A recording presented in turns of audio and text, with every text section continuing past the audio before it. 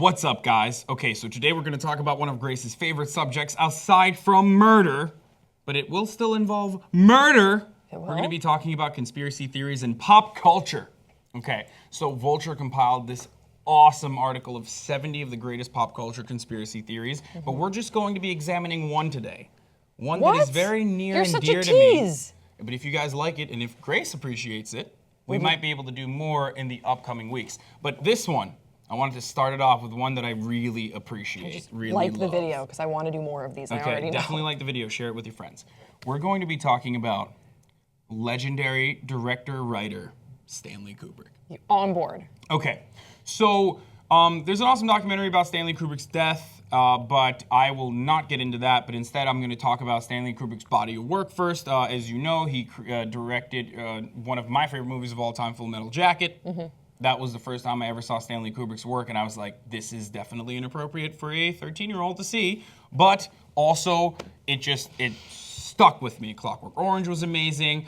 But we're going to be talking about 2001: A Space Odyssey. Okay. Now, for the time when it was created, it was just unimaginable that this movie could depict space travel and living in space in such a visually compelling and also so incredibly close way to how we actually do travel to space. Now, when you think about it, at the time, this was unimaginable. This was before a time when we had even landed on the moon. There was a race to go to space, and the Cold War was brewing.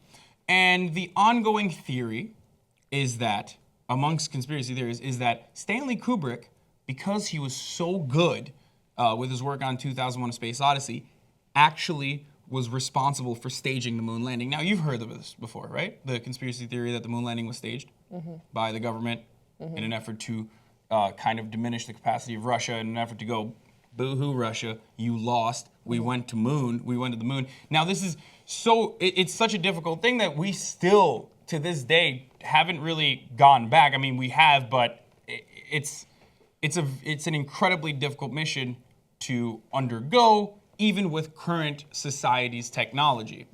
So that's one of the reasons why people think that this was staged. And the whole moon flag, why is it rippling? There's no air in the moon. It shouldn't ripple. There's so many different theories on it. They still think it's impossible.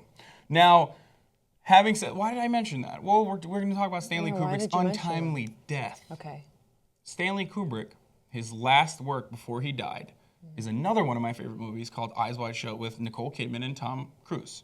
Yes. Tom Cruise is very much in full effect. He's killing it. And it's about Illuminati sex cults.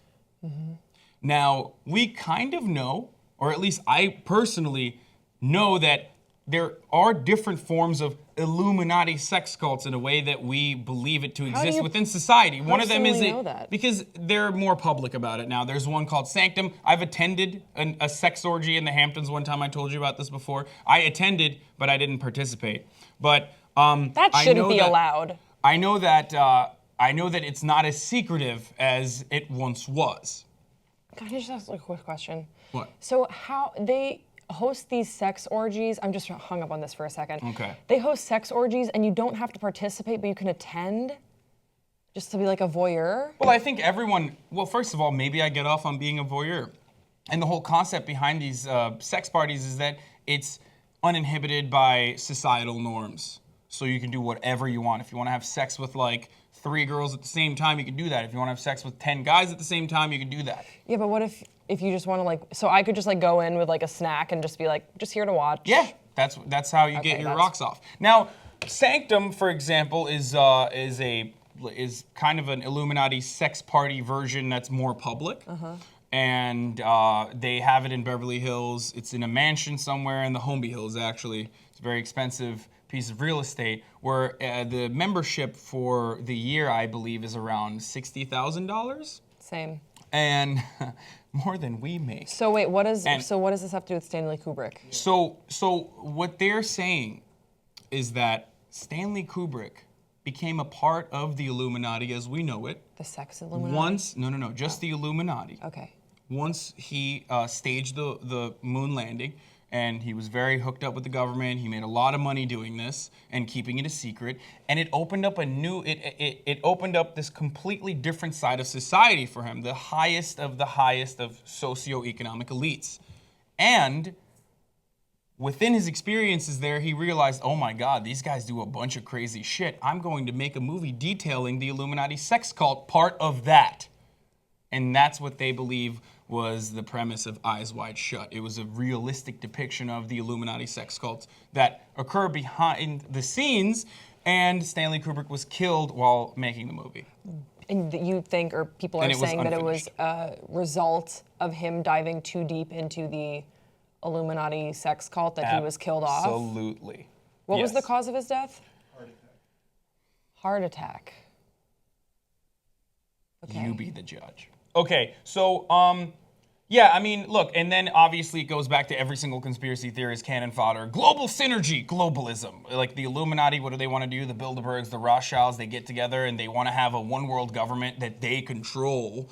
And they were worried that if Stanley Kubrick is so ballsy that he can expose the Illuminati sex cult of our lives, which is, at the time, it was unimaginably indecent from the society's current their moral standards back then. So what else could he expose? Will he expose the one world government that we're trying to build here in these Illuminati fuck parties? We must end him. I just can't believe people cared so much about their sex parties. Apparently, you can just go have them in the Hamptons and anyone can go. So you don't need to be in the Illuminati. You know, it just seems like it could have been a little bit easier. Well, now it's not. Now I'm saying... Now everyone, if they just waited a couple years... I mean, I think, the concept is that maybe Stanley Kubrick exposed it, therefore they were like, well, we don't have to hide this anymore. Maybe society in general changed their opinion on having sex parties. And this is still in the fringes of society, but it's not, it doesn't have to be completely away from the public eye because Stanley Kubrick exposed it. I have to say, just from face value of learning about this conspiracy from you, I'm not totally sold on it. I mean, there are a couple compelling things in there. Well, let me sell you. Sell me. Stanley Kubrick had no history of heart disease.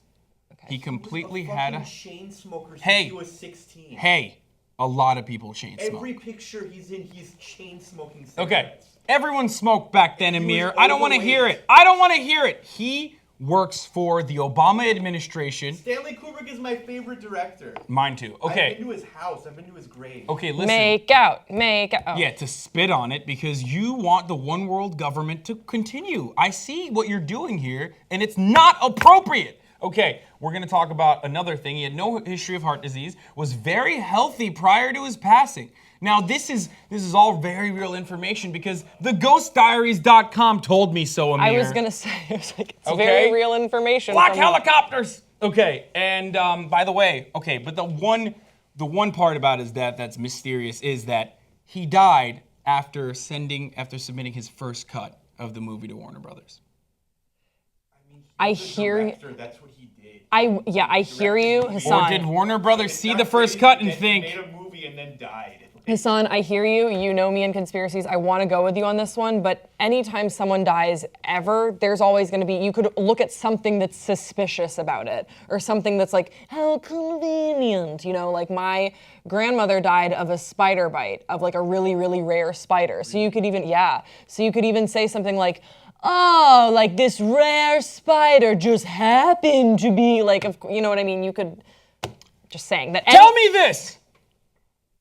Is it a coincidence that he died 666 days after January 1st, 2001, where that iconic movie took place? You're on your own. Take us home. Tell me that. Tell me that, everyone.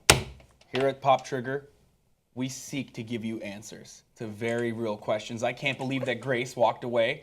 She couldn't handle the truth, but you can. Leave us your thoughts in the comment section below. Is this a conspiracy theory or is this real? Should we cover more conspiracy theories? Are you also surprised that Grace didn't believe me and walked away? I thought she would have been like... I rolled away. I'm rolling. She rolled away. I'm Sam Piker. Away from the camera is Grace Baldridge. Say hi, Grace. Hi. And we'll see you next time on Pop Trigger.